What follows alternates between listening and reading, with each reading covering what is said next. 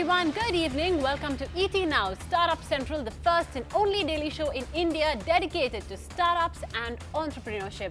I'm Mubina Kapasi and we have a power-packed show lined up for you over the next 20 minutes. The first story that we are talking about today is Google, and after facing a heavy penalty for abusing its market leadership with Android in Europe, Google is now set to face similar charges in India. The country's antitrust commission is looking into accusations that Google abuses its popular Android mobile operating system to block its rivals, according to a Reuters report. The Indian complaint presents the latest regulatory headache for the Mountain View, California-based company, and that too in a key growth market. Remember that India is still heavily dependent on Android to power its mobile phones. Rahul Dayama joins in to decode the story. Rahul.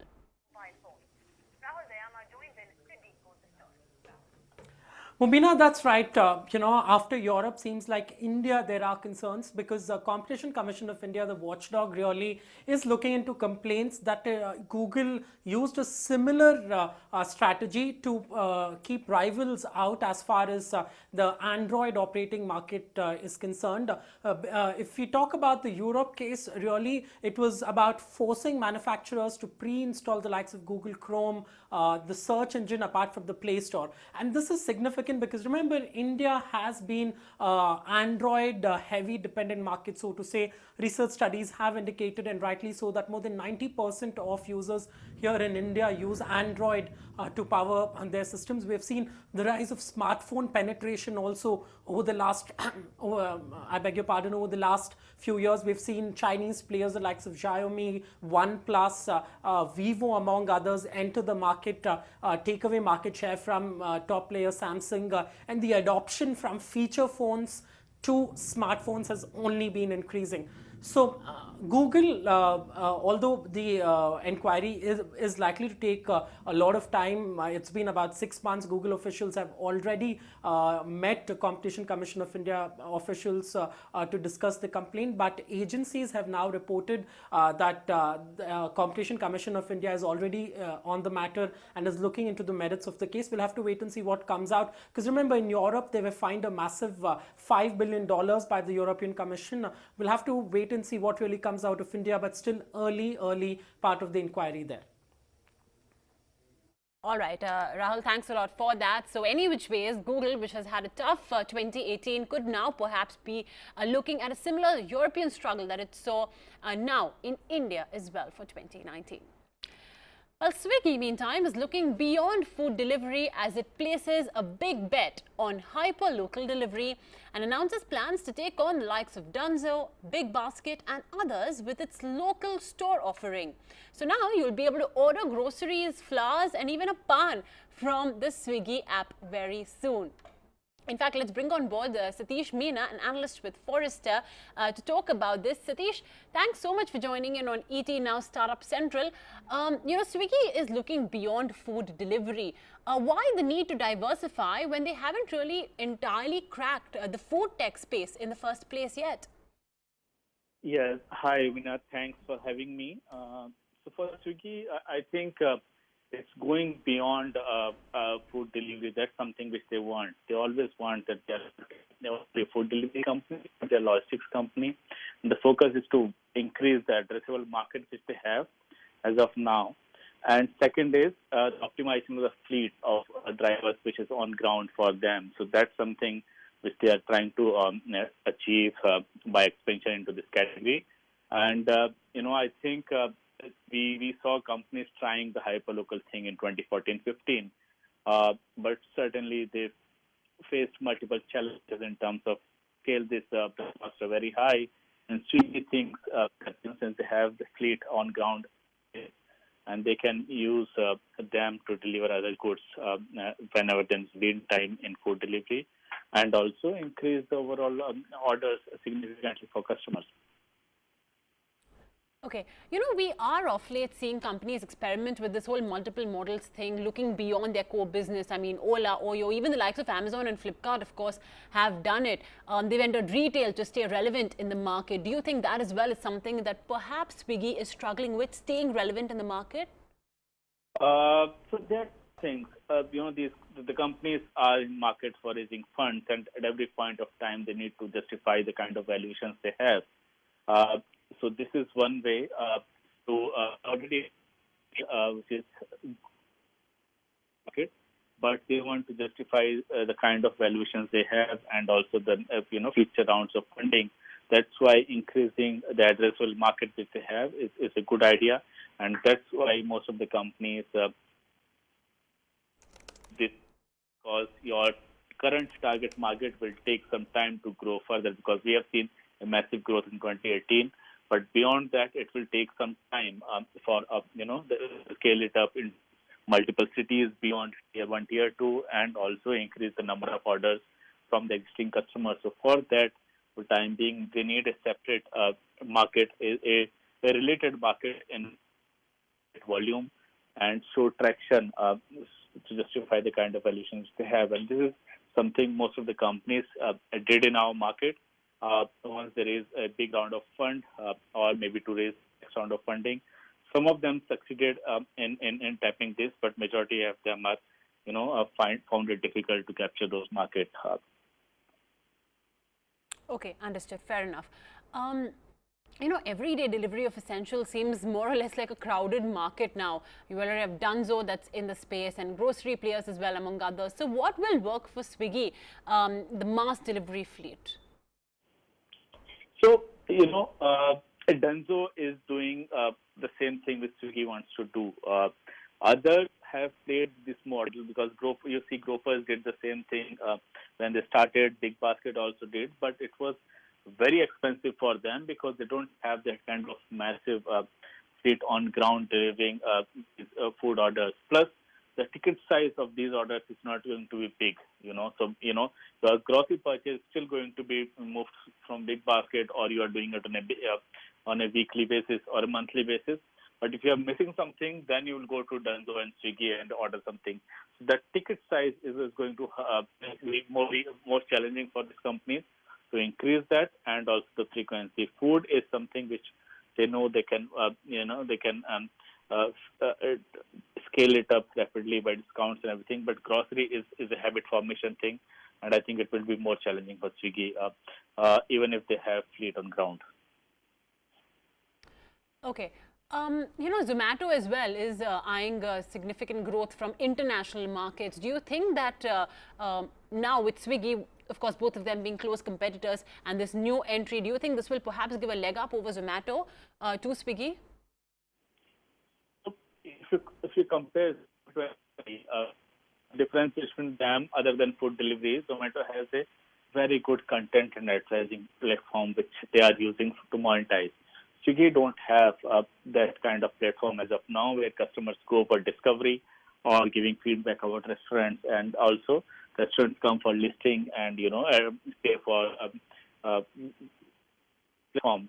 So Swiggy wants to expand in the logistics market. That's why they're adding these services to monetize the fleet which they have. So both of them are playing on their strengths.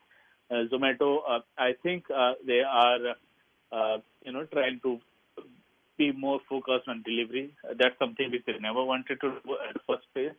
But after, they saw that there is scale in this, and there's no way you can be a food company without delivering goods to customers. So that's why they are now focusing on delivery part. And I think their focus back is coming back to India instead of international, because India food delivery market is reached a certain scale now, and they will be focusing more on not only on food delivery related items, and also they are focusing on cloud kitchen and B2B supply of goods to restaurants. Okay. Great. Thanks so much then for joining in on ET Now and giving us your sense, Satish, on what this new foray by Swiggy means. So yes, now instead of just a Dunzo or a BigBasket, you could even log onto the Swiggy app to make even little purchases like pan, for example. Okay, moving on to the next story that we are tracking for you. Here comes a big relief for honest, tax-paying startups as the interim finance minister Piyush Goyal gives an assurance that no strict action would be taken against them.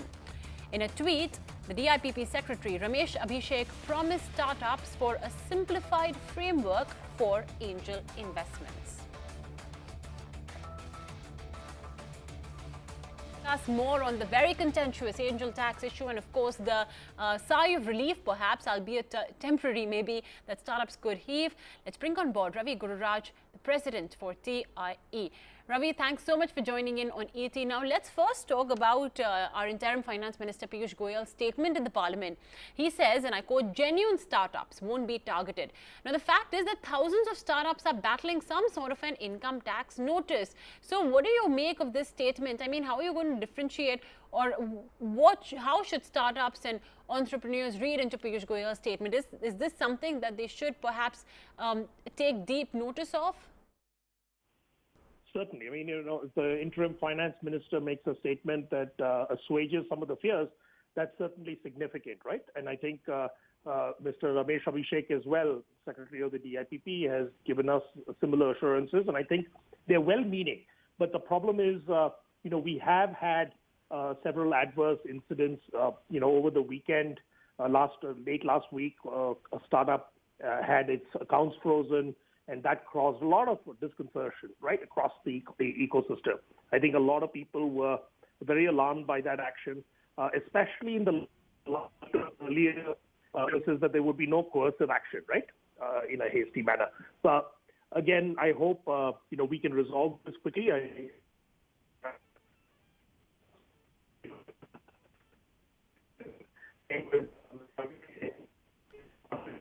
Ravi, okay, you know what, Ravi? I'm just going to ask my producers to try and reconnect with you because perils of live television, we are unable to catch you on a good line. But just a reminder for all our viewers, do remember that just in the last couple of months, a whole host of startups and entrepreneurs have received income tax notices. In fact, we have had companies actually have their accounts frozen on the entire angel tax issue by the income tax department, which is something that has shocked the entire community. It's shocked the entire system. And it is something that has prompted the finance minister as well to comment on the issue. Do remember there is still a notification that we are awaiting from the DIPP with respect to the angel tax issue. They're working on recommendations. The working committee, in fact, has already submitted recommendations with respect to the same, and we should expect a notification from the DPIIT, that's of course earlier known as DIPP. We should be expecting a notification soon. Startups, of course, want complete exemption from Section 56. So let's see what exactly comes out in those notifications. But yeah, for now, the entire community is waiting with bated breath as to what's going to happen from here on. Not only, of course, have their accounts been frozen, which is a handful of startups, but we have had a whole host of startup companies receive heavy income tax notices, and battling them, of course, is turning out to be quite a challenge for them. We have had a whole host of guests and experts as well talking about various recommendations. One of them, of course, even being that the current limit, the exemption limit, should be hiked from the current 20 crores to 50 crore rupees. This is something that even the DPIIT notification may come out with. So let's see what finally comes out. For now, of course, we have had perhaps a bit of a breather from Finance Minister Piyush Goyal when he says that he is not going to tax or penalize genuine or honest startup taxpayers. Okay, I think we've been able to reconnect with Ravi. Ravi, I hope the line's much better now. But there has been a lot of back and forth on the issue. You yourself as well alluded to that earlier. Why do you think there is not a single solution that could bring clarity for all parties involved? Is it that tough, really? I think it's mostly a question of getting all the departments together and getting CBDT comfortable with a set of, let's say, thresholds, a framework that is startup friendly, and yet provides them the assurances that loopholes won't be exploited, right? I think fundamentally we need to address the very coercive angel tax that is being imposed today. And I think there's good intention at the DIPP. I think even Shri Piyush Goyal has now stated that he is going to look at it very seriously. That's very encouraging, but I think we need action quickly because a few startups have received tax demands and had their accounts frozen. And that's unacceptable because it kills the startup immediately, practically, right? And that is a real negative right now. We need to address that immediately. Okay, if not kill, at least puts them through a whole lot of trouble, which does make them difficult to focus on their core business. Now, the Revenue Department has already asked for details of the affected startups. So at least at this point, it does look like all departments are working out a mechanism to work together, because we saw even the DPIIT and the CBDT sit down to discuss the issue as well. So is this what's required, a coordinated effort between all the departments to essentially come down and discuss the issue while providing a solution? Absolutely. I mean, there's been a couple of roundtables recently, and I think all the data is being collected from all the different stakeholders. I hope the notification that comes that will address some of the suggestions made and some of the issues that have been uncovered more of recent, is acceptable to everybody, right? And we are hopeful, and hopefully this issue will be behind us if that's a good structure. All right. Now, of course, we are awaiting that DPIIT notification, not only us, but of course the entire startup community. Like I said, some things are hiking it from 20 crore to 50 crore, the revenue limit, a complete exemption from Section 56. So we are expecting all of this soon. But what would you look out for the most when the notification is released? I think, in the ideal world, we'd want a complete abolition of this angel tax, right, as relates to startups. I think the fact that you're at least DIPP certified should exempt you from the tax, and any assessment orders that may be headed your way. Second is if an AIF fund invests in you, that should be enough to credit the whole startup, right, in some sense, and exempt you again, right? I think, we need to put some rationality into this because right now the entire startup ecosystem is scared. The angels are staying away. I think we need to reverse that as soon as possible. And I think with the right moves, and I'm hoping Mr. Abhishek's department will soon put out the right notification that will assuage all these fears and correct those that are impacted negatively over the last few months. Okay. All right, fair enough.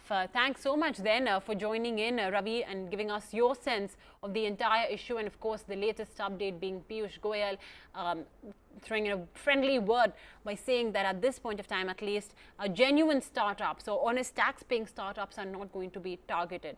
Like we said, thousands of them are currently battling income tax notices of the very contentious angel tax, and that too while the DPIIT is already working on a new notification that could perhaps give some of these startups a bit of a breather from the demonic tax is what people are calling it, as opposed to an angel tax. We have in fact had companies like Travel Khana, etc., have their accounts frozen, recently by on the issue of angel tax. Remember, it's a 30% tax levied on angel investment in startup companies. The CBDT has countered that, for example, in the case of Travel Khana, this was a case of levying tax on unexplained cash credits, an allegation, of course, which the founder of the company has contested. And it's something that we spoke as well to Travel Khana about just last week on this show.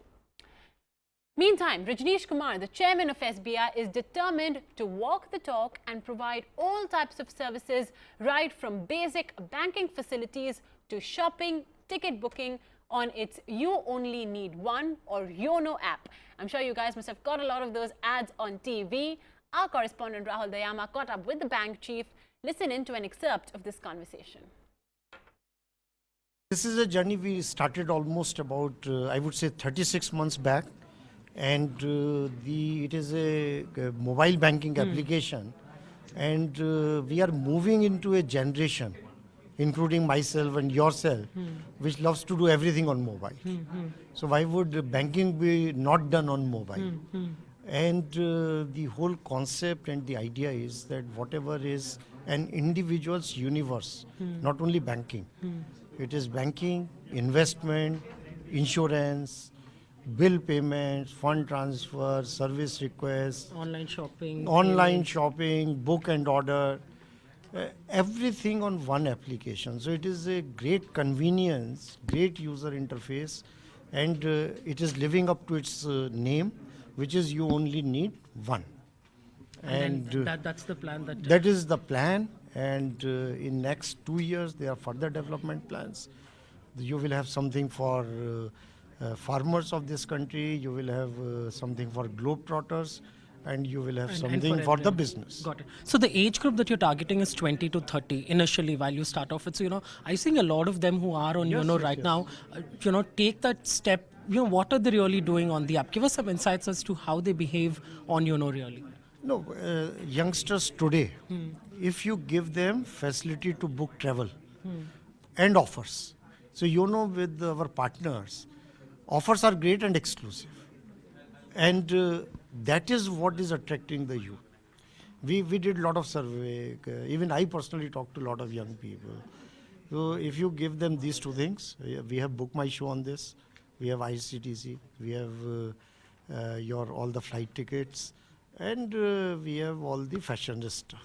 And that is what the young people, there is universe is all about.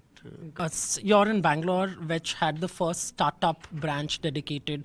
Yeah, from an engagement perspective with startups alone, apart from ensuring that you provide all services in one, what's the next way that you would want to look at startups, with also in picture now in terms of acquisitions and, bridging the gap really? So startups or fintech, I will use this word same thing, largely in one this thing.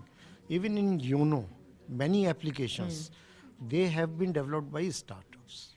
Say for example, SignG, which is where all the digital documents get digitized. So that is a startup. SIA, which is the assistance, inbuilt assistant, chatbot, that is built up by a startup. So in this program itself, we are engaging with a lot of startups and their ideas and trying to incorporate. Other than that, also bank has a very active fintech engagement program, and that is around partnerships, that is around procurement from them on nomination basis. Otherwise, bank's RFP process is such that in a SBI's RFP, a fintech or a startup will never get a chance to participate. The criteria are such. But here, we do it on a nomination basis. And third is wherever we will find good investment opportunities. So that also is part of the fintech engagement program. So I know last two questions, DHFL, while you have said, you'll see how it sort of pans, the larger concerns around NDFC, how do you see, will you continue to buy more assets really as we move ahead? Whenever we buy assets, we do it as per our policy. And the focus of buying the assets has always been the priority sector. That's right. SBI was short of priority sector targets. And that was one strategy which we adopted. So wherever the pool is available, which meets the due diligence criteria in respect of the originators, financial standing, the pool quality, and all other criteria which SBI has set, so we are open to buying the pools and within the policy framework of SBI. All right, and we'll wrap it up on this edition of ET Now Startup Central. Thanks for watching.